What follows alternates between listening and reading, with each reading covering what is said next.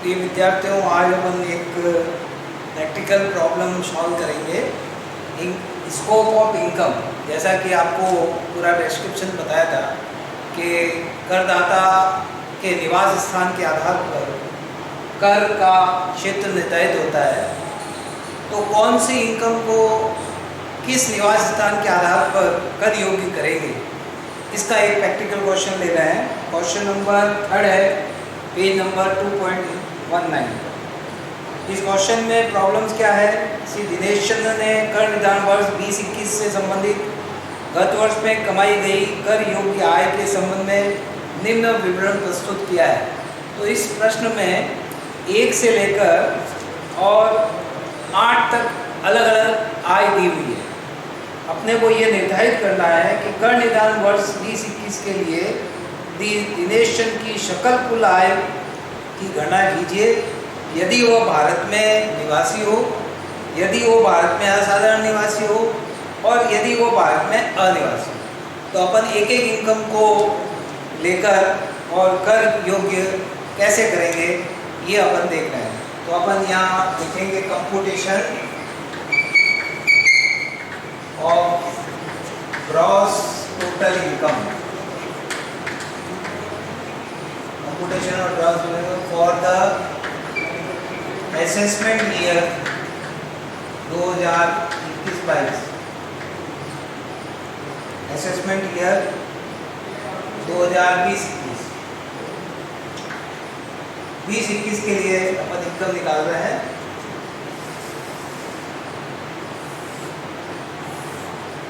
अगर करदाता रेजिडेंट है,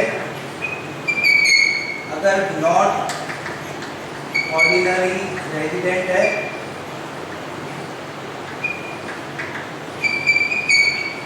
और अगर नॉन रेजिडेंट है। देखिए, सबसे पहली इनकम है जापान के विकास बॉन्ड पर ब्याज, इसका आधा भाग भारत में प्राप्त हुआ। जापान के विकास बॉन्ड का ब्याज जो है वो भारत के बाहर अर्न हुआ है। आधा भारत के बाहर प्राप्त हुआ, आधा भारत में हुआ। तो इसको अपन 2 टुकड़े कर देते हैं। इंटरेस्ट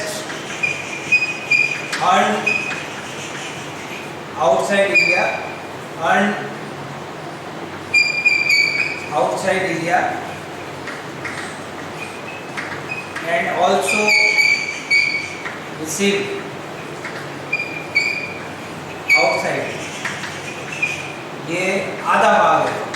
तो टोटल इनकम 20,000 है। तो जो इनकम भारत के बाहर कमाई और भारत के बाहर ही प्राप्त हुई है, तो ये केवल रेजिडेंट होने पर टैक्सेबल होगा 10,000। नॉट ऑर्डिनरी में टैक्सेबल नहीं होगा, नॉन रेजिडेंट में टैक्सेबल नहीं होगा। आधा हिस्सा जो है वो interest earn outside India but received in India. अगर इंडिया में रिसीव हुई है तो ये घटना इंडिया में हो गई, तो ये इनकम तीनों के लिए टैक्सेबल है।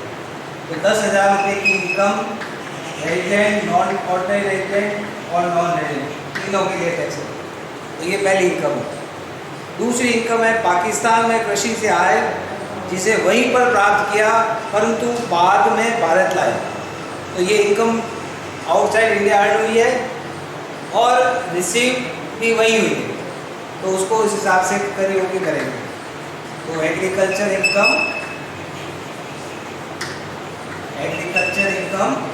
Earn in Pakistan and also receive there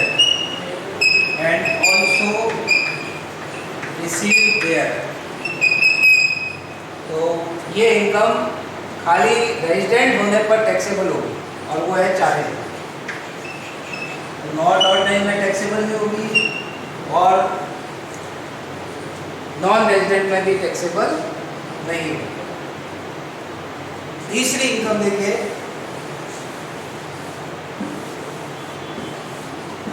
third income जो है बर्मा में व्यापार से उपार्जित आय जिसका नियंत्रण भारत से होता है।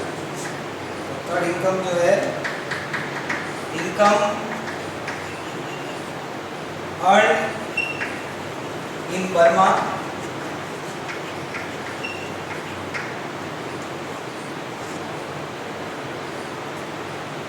from business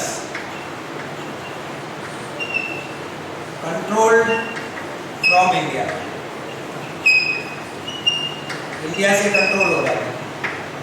तो ये इनकम वैसे तो बर्मा में अर्न हुई है, वही प्राप्त हुई, लेकिन इसका नियंत्रण भारत से है। तो ये इनकम रेजिडेंट के लिए टैक्सेबल होगी, नॉन रेजिडेंट के लिए भी टैक्सेबल होगी, लेकिन नॉन रेजिडेंट के लिए टैक्सेबल नहीं। चौथी इनकम जो आ रही है, भारतीय कंपनी द्वारा चुकाया गया लाभांश जिसे भारत के बाहर प्राप्त किया गया है। तो डिविडेंड जो इनकम है वो टैक्सेबल नहीं है, तो इसको अपन यहाँ शामिल नहीं करें। पांचवी इनकम क्या है, भूतकाल में कर न लगे हुए लाभ गत वर्ष में भारत लाए गए। तो ये इनकम प्रीवियस ईयर से संबंधित नहीं है, इसलिए इसको भी इस साल इस कर निर्धारण वर्ष में टैक्सेबल नहीं करें। फिर जयपुर में व्यवसाय से आय जिसका नियंत्रण नेपाल से किया गया है। तो ये इनकम अर्न इंडिया में हो रही है जयपुर में, और रिसीव भी इंडिया में हो रही है, तो ये सभी के लिए टैक्सेबल है। तो income earn in Jaipur and also receive in Jaipur. Business का नियंत्रण कहीं से भी हो रहा है भारत के बाहर से, उससे कर योग्य करने में कोई मतलब नहीं है, क्योंकि इनकम इंडिया में अर्न हो रही है और इंडिया में ही प्राप्त हो रही है। ऐसी परिस्थिति में ये सबके लिए टैक्सेबल है। तो ये इनकम है 12,000। 12,000 रुपये तीनों ही परिस्थितियों में टैक्सेबल होगी। अब आइए नेक्स्ट है, इंदौर में मकान के विक्रय से लाभ परंतु इन्हें श्रीलंका में प्राप्त किया गया। इनकम अर्न तो इंडिया में हुई है, लेकिन रिसीव आउटसाइड इंडिया हो रही है, लेकिन दोनों में से एक घटना होने पर ये इनकम तीनों के लिए टैक्सेबल है। तो ये इनकम भी आ जाएगी, income earn in Indore but receive in Sri Lanka. तो ये भी टैक्सेबल है, चाहे वो रेजिडेंट हो, चाहे नॉट ऑर्डिनरी रेजिडेंट हो, चाहे नॉन रेजिडेंट। तो ये इनकम है 18,000। ये तीनों ही परिस्थितियों में टैक्सेबल हो। ठीक है, अब लास्ट इनकम दे रखी है, भूतपूर्व भारतीय नियोक्ता से पेंशन जिसे जर्मनी में प्राप्त किया गया। भूतपूर्व भारतीय नियोक्ता से पेंशन, तो पेंशन इंडिया में अर्न हुई है, लेकिन ये प्राप्त भारत के बाहर हुई है, लेकिन ये तीनों ही के लिए टैक्सेबल है, क्योंकि दो में से एक घटना भारत में हो रही है। तो ये इनकम अर्न इन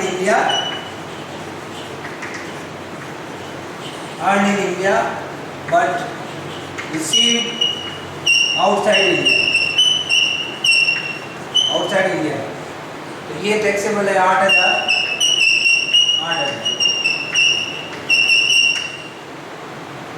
जब तो इस तरह से ये 8 तरह की इनकम जो क्वेश्चन में दी गई थी, उसको निवास स्थान के आधार पर कैसे कर योग्य करेंगे, तो ये इसमें आ जाएगी। जब अपन टोटल करेंगे तो ये ग्रॉस टोटल इनकम तीनों ही परिस्थिति में आ जाएगी। तो पहले केस में देखिए 1,28,000 आएगी, दूसरे केस में 78,000 और तीसरे केस में 48,000। ये ग्रॉस टोटल इनकम कैलकुलेट होगी। तो इस क्वेश्चन से अपने को ये पता चला कि किस तरह से अपन क्वेश्चन में इनकम को देखेंगे कि अर्न कहाँ हो रही है और रिसीव कहाँ हो रही है। ये देखकर अपन निवास स्थान के आधार पर जो है अलग अलग इनकम को कर योग्य करें।